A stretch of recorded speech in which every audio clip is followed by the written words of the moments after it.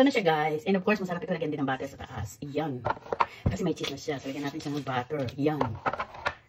Iyan. Tapos, gagawa tayo ng kape. And my breakfast is done. Craving satisfaction. Thank you for watching, guys. Bye. You don't eat the lips, only the...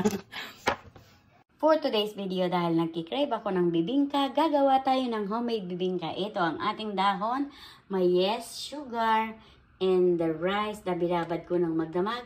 And I have coconut milk. I will put cheese and 1 egg. And of course, to make it smells good, vanilla. And I have my tray. So let's start with our bibingka. First, we have to use this because I don't have a powder rice. So I use this one. Bago ang lahat, i-powder muna natin ito. Yan ang liquid. Ang gagamitin nating liquid ay ang aking coconut milk. Yan. Lagyan na lang natin siya ng isang egg and half of the yeast. Yes. Yes, yes, yes. Kailangan ng yes, yes, yes. Yan. And then we will add the half cup of sugar. Half cup only lalagyan natin kasi masyado siyang madami pag matamis na pagkaano. And we will add a pinch of salt. Dito na lang natin siya halu-haluin. Yan. Then set aside and heat the oven. Kung makalimutan, ilagay natin ang vanilla para mabango ang ating bibingka. And ayusin na natin ang ating mga dahon. Ito na po, nakaready na. I-bake na natin siya ng 350 for 25 to 30 minutes until it's golden brown. And we will put cheese on top later. Lagyan ko na po siya ng cheese bago ko ilagay sa oven. Tapos mamaya lalagyan ko na lang ulit siya. Yan, hindi kita malilimutan. Ayan ka na dyan. Tingnan natin ang nangyayari mamaya.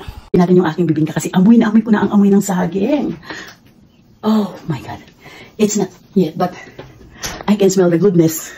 Ay, ito na siya. Ready na to siya kasi ganyan lang talaga ang magiging kulay niya. Oh, I see the sun.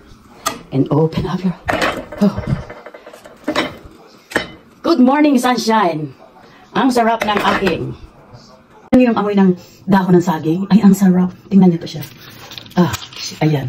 It's so hot. Oh, guys. Ayan yung aking bibingka. Oh, look at that. Tama. Magtitignan muna akong kape tapos kakain ako nito.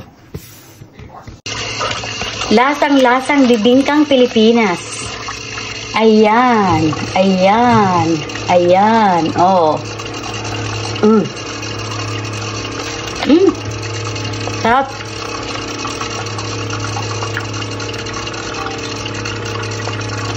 Nahanap ko yung lasa. 1 cup of rice lang ito. 1 cup of rice, binabad ko magdamag. You soak it overnight and then gamitin mo yung blender mong mahiwaga. Yun na yun. Sarap.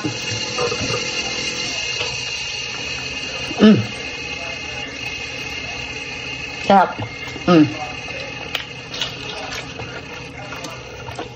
Iba sa atin lalagyan ng star margarine dito. Butter.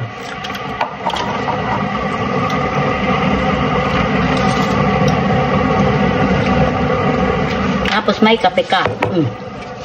Diba?